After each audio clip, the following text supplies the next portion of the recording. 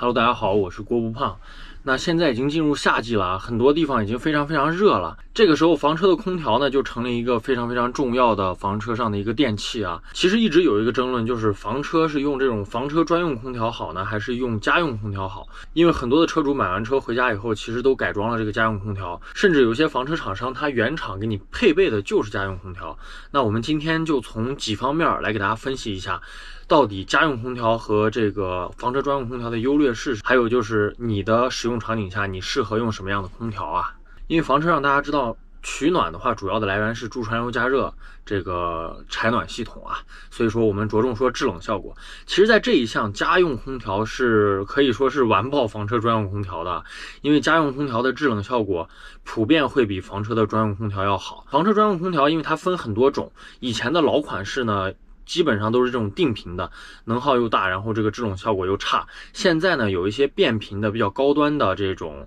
房车专用空调，制冷效果还不错，但还是比不上家用空调的制冷效果好，这个是确实的。因为大家想，家用空调它是在我们的这个房间内使用的，我们房车其实本来就是一个非常小的房间，这个家用空调它都能供一个20-30平米的房间来明显的降温，那房车的降温就不在话下了。所以说，在这方面，家用空调是比这个房车专用空调要好的啊。第二点就是能耗，能耗这方面其实普遍来说，家用空调也会比房车专用空调要来得好，因为家用空调大多都是这种变频的，它在制冷的时候把你的这个车内温度降到一定温度以后呢，它就会降低它自己的这个能耗，降低它的输出功率，维持这个温度就行了。不像房车专用空调，其实很多早期的型号我刚刚说的，它都是定频的，比如说它制冷的功率在1500瓦到2000瓦，你只要开着它，它就一直以这个功率去运行，它不会说是等你温度下来它的功率会减小。所以说房车的这种以前老款式的专用空调，它的能耗都是比较高的。但是现在呢，也有一些厂家推出了一些非常好的这种房车专用空调，它是变频空调，在制冷和这个能耗上做到了一个比较好的平衡啊。像多美达，还有包括我们中国自己的品牌格力，现在也新出了房车的专用空调，也是变频的。所以说在能耗这一方面，其实现在的高端的房车专用空调和家用空调之间的这个差距在缩小，甚至说是可以旗鼓相当的啊。第三点是噪音，噪音这方面总体来说也还是家用空调会比房车专用空调要做得好很多。运转的时候，房车专用空调的噪音普遍来说都是比较大的，它出风啊，包括制冷啊，这个噪音确实是比较大，这点不可否认啊。当然也是我刚刚说的，就是现在有一些做的比较好的房车专用空调，它的噪音控制也在一个合理的范围内，但总体来说，家用空调还是要比大多数的房车专用空调要在这方面来得好。第四点是价格，那这方面还是家用空调会更好一些。我们现在市面上买的这种就是能给房车装的挂式的1到1.5匹的这种家用空调，其实空调买来的价格基本上就在3000块钱左右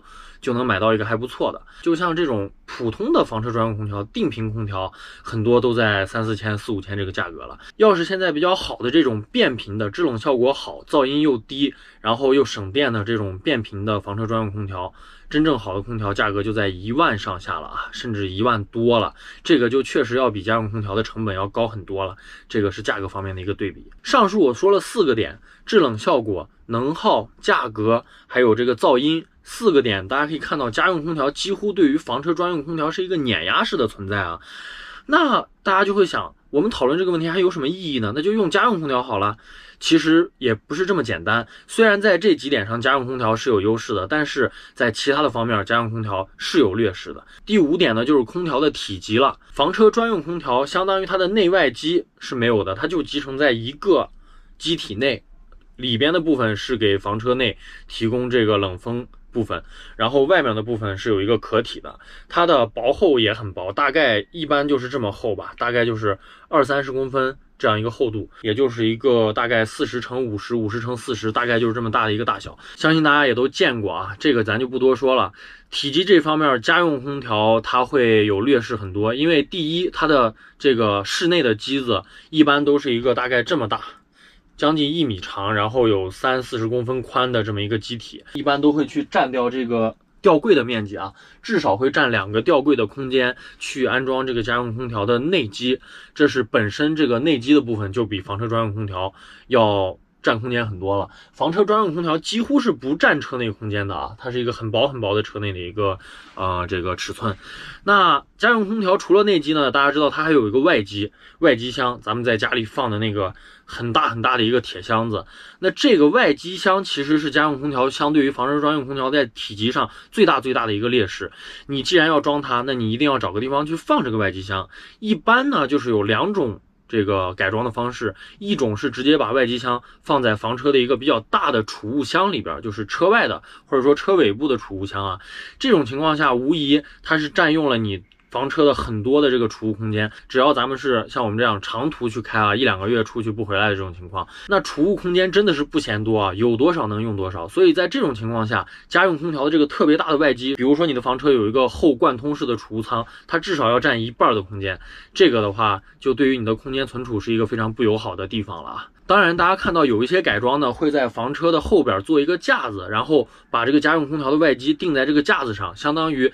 它不占用房车内部还有这个后箱的一个储藏空间。但是这样也有一定的隐患，就是第一，这个架子它的强度它的稳定性够不够，这是本身你做这个架子改装的一个工艺问题。第二就是说它房车后箱体的这个承重够不够。有的朋友可能看到这儿就会说，哎，人家很多房车都会在后边背一个家用空调的外机，没有说存在问题啊，这个咱们后面再说啊，这个关系到你的使用场景和使用习惯。把空调的外机背在后边还有一个问题，就是说因为我们知道我们现在的房车都是5.99米，卡着我们的法规6米以内 C 照可以开啊，你把空调外机背在车后边，相当于增加了车体的长度，你整车体的长度实际上已经是超过6米了。如果交警去深究你的话，在路上他查你的话，这个是会有问题的啊。第二就是说，因为它不是一个原厂配备的东西，如果你后期去改装的话，那你在审车验车方面是一个很大的问题，你必须要去把这么大的一个箱体重新把它拆掉，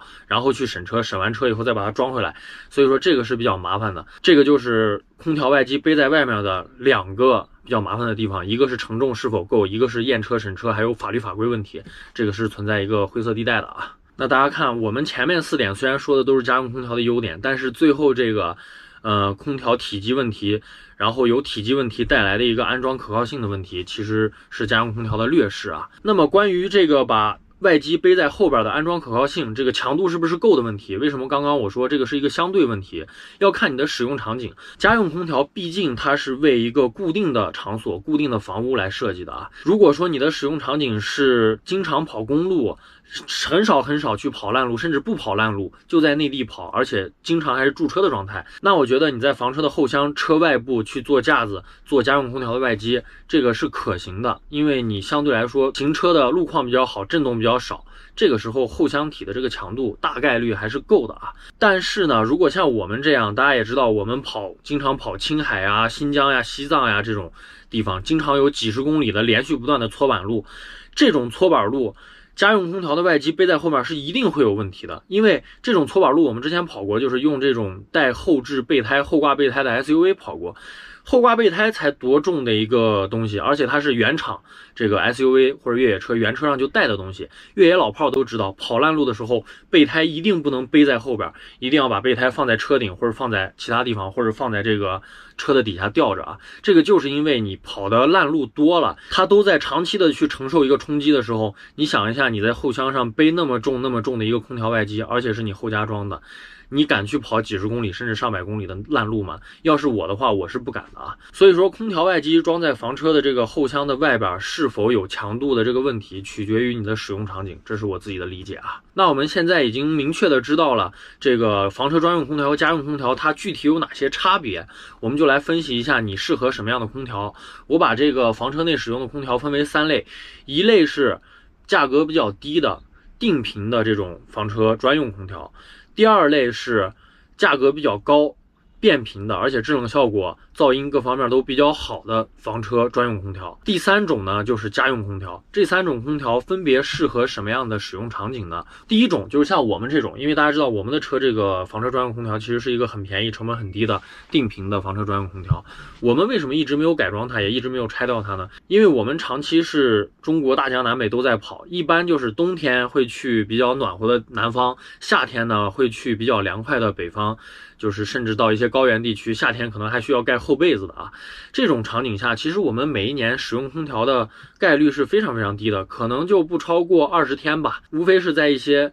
有接电条件的营地，或者说在一些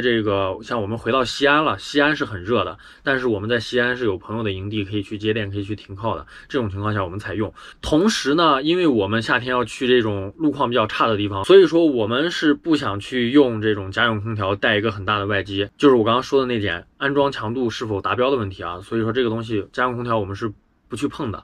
那这种情况下，我们用这个价钱比较低的房车专用空调，就是说它满足了我们在很少一部分时间的使用需求，同时呢，其实也没有占用我们太多的成本，也没有给我们的车造成一个不稳定、不安全的一个因素啊。所以说我们选择用一个价钱比较低的房车专用空调。第二种场景，用比较贵的变频的1万多的那种房车专用空调是什么样的群体呢？就是说我每一年要很长时间要用空调，比如说在南方地区，但是呢我又明确的知道我每一年要固定的去跑一些烂路，而且这个烂路不是说是几百米1公里就没了，像这种长期的烂路，几十公里上百公里的烂路，为了避免在跑烂路的时候你如果装家用空调它的这个外机出现一些问题啊，你就需要一个比较好的变频的能耗比较好的，同时制冷又比较好的这种房车专用空调了。那第三种使用场景就是说什么时候用家用空调，就是我刚刚说的，你的路况都非常好，甚至你的车可能是停在一个地方就10几20天就住在那儿就不动了，